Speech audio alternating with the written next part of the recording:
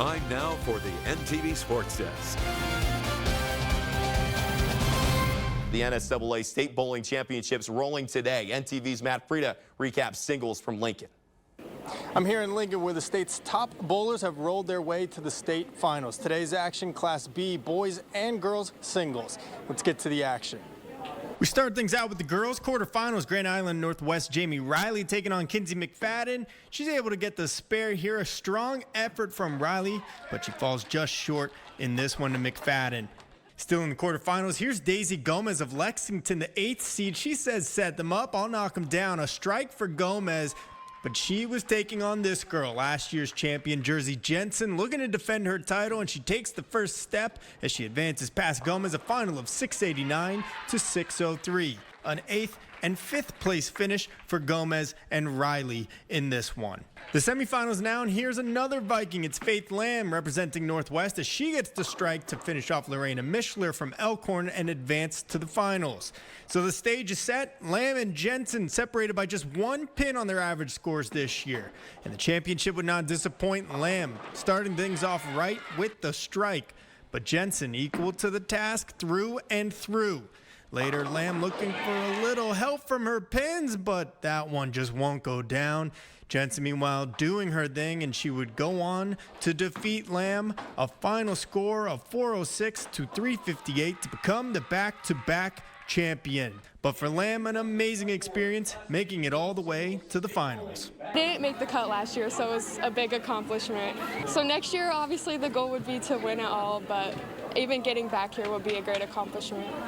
Let's go to the boys now. York's Skylar Handy entering this one as the top seed, but unfortunately he ran into the hot hand. Thaden Wool from Mount Michael was on top of his game.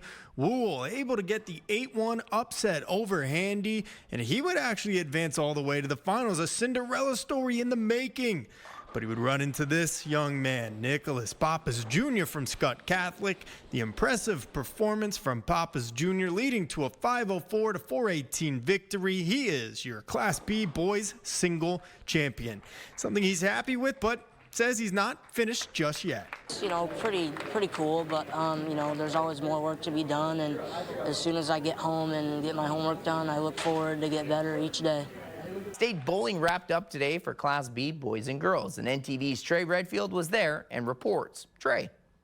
Tuesday, we're playing whole squad ready. The NSAA State Bowling Team Championships have arrived at the Sun Valley Lanes in Lincoln, and Central Nebraska is well represented.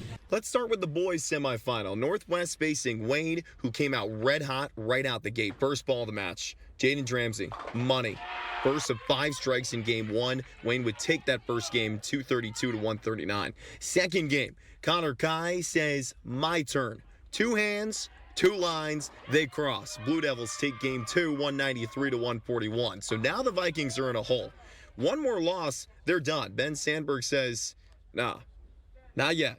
One of Northwest's 8 strikes right here in game 3, leading to a 234 to 159 win. But in game 4, the Blue Devils would come through. 5 strikes in the final 4 frames, one of them from Kai. Wayne wins in 4. Northwest head coach Nikki Bradley very proud of her group post-match. Those guys like to fight back, so for them getting into the losers bracket, they fight back and keep trying and keep building each other up, and they put their heart out there to try and win and get back into the championship game. All right, let's go to the girls' bracket. That's where you could find Northwest facing Wayne in the winner's bracket quarterfinal. We pick it up at game 2. Blue Devils up a game. Look at the pickup here from Lindsey Neiman. Awkward setup in front of the junior. Doesn't matter. Crucial spare because Wayne would win game 2 by a pin, and the Blue Devils would end up getting the sweep. Vikings go on to fall to the second round of the losers bracket. Also on the brink of elimination, though, is York. Duke's facing Elkhorn North. We pick it up game 3. Duke's down 2-0. Remember Cassidy Stuckey, the cross-country runner that was an athlete of the week? Well, she can bowl, too. How about a turkey? York takes game 3, 165 to 115. In game 4, though, Wolves put it on ice. 10th frame, Mallory Ringenberg coming in clutch. That's a spare, securing the win. Wolves take down the Dukes in 4, with Northwest on deck in the quarterfinal round of the losers bracket. Well, proud would be an understatement. I don't mean to sound too cliche, but I mean, I think 7 out of the 8 came out last year for bowling, and the strides they made was just remarkable. And Holly's done a phenomenal job as well. And yeah, we're just blessed. I mean, sad it's over, but it was a good time. We had a good time. So who does Elkhorn North get? Well, those pesky Vikings of Northwest. Bikes down 2-1 in Game 4. That's where Callie Sundberg was playing hero. Fourth frame, picking up spares. Northwest with the early lead, but unfortunately it was not enough. Grace Jeske applies the final nail, a 9 on the match's final ball.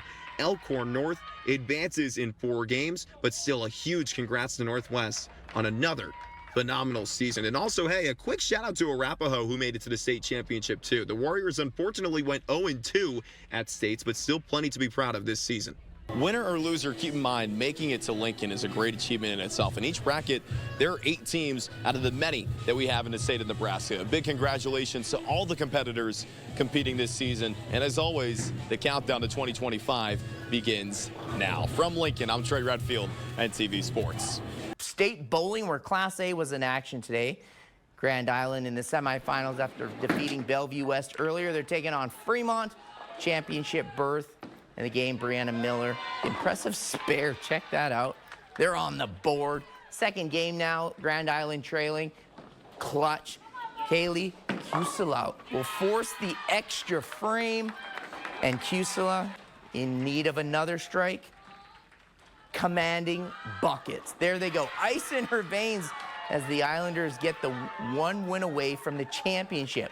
Now, Fremont would take the 3rd set, but the Islanders bounce right back. Sarah Lopez leaves it open.